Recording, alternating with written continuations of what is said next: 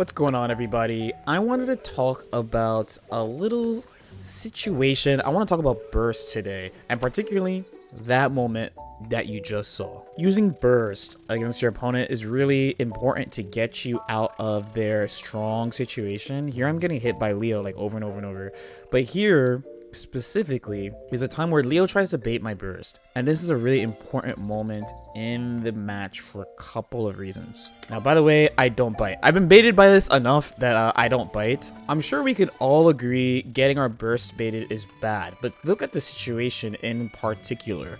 And this has been a thing that's been going on for a while, specifically that I am airborne and he is dashing and waiting here, and it goes into a soft knockdown. So there's a bunch of things that happened here. Normally, Leo would just get a combo. If I burst, I just get out. If you block this, Leo is actually advantage in this situation, and here, of course, the burst would have gotten blocked. Now, the thing that's probably weird for you if you played any other Arxis game or anything is that there's no flipping out of combos in the air. You have to land on the ground, and Milia with no reversal, this is actually not so bad. Like, he's gonna just keep on attacking. Now, the other thing is, why don't I burst here? So we're going to think about the interaction of burst between myself and my opponent. So why don't I burst here? So 1, I'm up around. 2, I need a resource to threaten Leo. So we actually are going to go back to look at the first round to see how the first round went. Side note, this game slow-mo is a little bit weird, but anyway. One thing I've been thinking about for fighting Leo is how important it is to have resources against him if you don't, like, say, have a good reversal or, like, a high return mash. Like, you know, if Nago Ryuki hits you with 5k, he gets a pretty decent combo, right?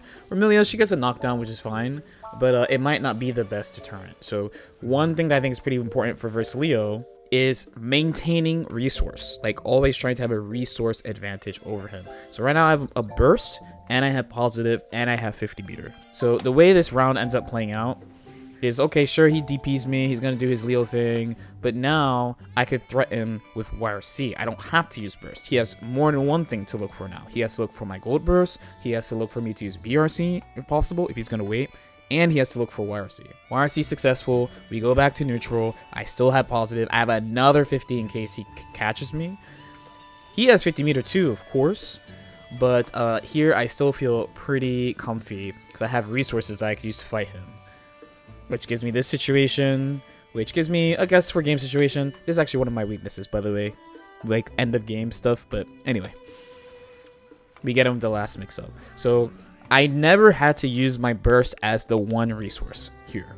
I always had a meter in this round to threaten with as well, so he had multiple things to look for. As opposed to here, where he starts really early, and the only thing he has to look for is burst now. So 1, he gets to go nuts. 2, my life bar is just getting depleted really fast, and the only thing I really have to bank on is burst. And if he baits this burst, the next round is going to be even worse, because then I start with no resources at all. So he baits, I don't bite, I still hold it. At this point, the life deficit is so severe that I'm just like, whatever. I'd rather go into round 3 and have my burst baited in round 3, because there's no round 4, probably, than, like, get my burst taken in round 2 and have nothing to fight back with. And here I burst pretty quickly because I want to try to get a little bit of resource, and we go back to the regular game. So like basically not until round 3 did my burst really play a factor. It's just thinking about resources plus when to burst. Also, I'm dead. So what should be your takeaway from this? So from the beginning, right when Guilty Gear Strive came out, I made a video about bursting where I tried to get people to understand first that bursting is not just to escape combos.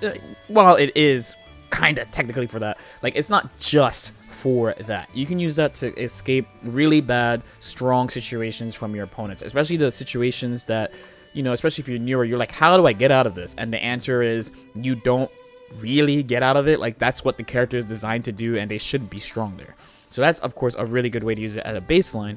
But when you dig a little bit deeper, especially in matchups that might seem to be problematic to you, you might want to think about your burst and your resources against the character.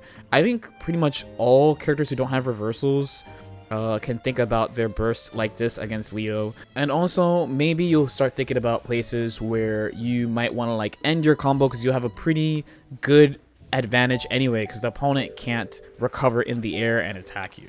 That's it for today, though. Let me know if you guys have any questions or comments. Like and subscribe if you guys feel like it, and I'll see y'all next time. Peace out.